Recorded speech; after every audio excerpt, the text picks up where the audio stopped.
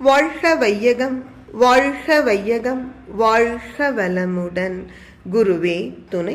அனைவருக்கும் அன்பு வணக்கம். ஆசான் அருட்தந்தை வேதாத்ரி மகரிஷி அவர்களது ஞான களஞ்சிய கவிதைகள் படித்துக் கொண்டிருக்கிறோம். இன்று கவியன் 224 ஆட்சி முறையில் உள்ள சிக்கல் என்பது தலைப்பு. அந்நியர்கள் பல வருடம் ஆண்ட போது அவர்கள் சௌகரியத்திற்கு ஏற்றவாறு பொன்னை அதிகம் சுரண்ட அடக்கியால பொருந்திவிட்ட நிர்வாக முறைகளோடு முன்னை விட சுதந்திரம் பெற்றதனால் மக்கள் முன்னுள்ள தேவைகளை முடிக்க கொண்ட என்னுடைய ஆர்வமும் போராடி நிற்க யான் உடனே ஆற்ற உள்ள கடமை தேர்ந்தேன். நமக்கு யோசிக்கிறப்போ பிரமிப்பா இருக்கு. உண்மையில இன்று தமிழகத்திலும் ஒரு ஆட்சி மாற்றம். அவர்கள் முன் உள்ள பொறுப்பு என்ன என்பதை இந்த கவிதை அழகாக சுட்டி காட்டுகிறது. என்ன சொல்கிறார் அருட்தந்தை? பல வருடம் ஆங்கிலேயர் ஆதிக்கத்தில் அடிமைப்பட்டு கிடந்தோம் அல்லவா?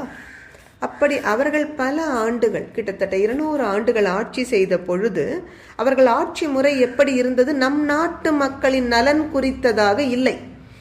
அவர்கள் சௌகரியத்திற்கு ஏற்றவாறு, இன்னும் சொல்ல போனால் அவர்கள் நாட்டிற்கு நம் நாட்டு செல்வ வளத்தை எல்லாம் கொண்டு செல்வதற்கு ஏற்ற வண்ணம்தான் அவர்கள் ஆட்சி முறை இருந்தது. அந்த நிர்வாகம் அப்படித்தானே இருந்தது. அவர்கள் ரயில் பாதைகள் போட்டார்கள் என்றால் எதற்காக போட்டார்கள்? நம் நாட்டு கனிம வளங்களை அவர்கள் எடுத்துச் செல்வதற்கு வசதியாக போட்டார்கள்.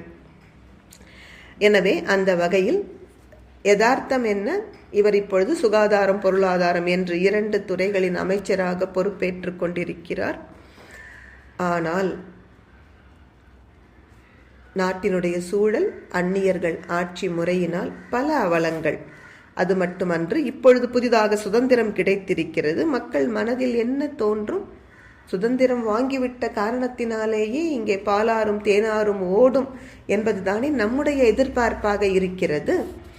அந்த எதிர்பார்ப்பையும் பூர்த்தி செய்ய வேண்டும் என்று அருட்தந்தையின் உள்ளத்தில் ஒரு ஆர்வம்.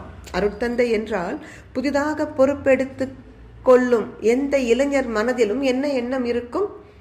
நாம் எதற்கு இப்பொழுது ஆட்சி பொறுப்பை ஏற்றிருக்கிறோம்? மக்களுக்கு நன்மை செய்வதற்கு, அவர்கள் தேவைகளை எல்லாம் முடித்து கொடுக்க வேண்டும் என்கிற ஒரு உணர்ச்சி வேகம் இருக்கும். ஆனால் அத்தனையும் யதார்த்தத்தில் செய்ய முடியாது. படிப்படியாக ஒவ்வொன்றாகத்தான் நன்மைகள் செய்ய முடியும்.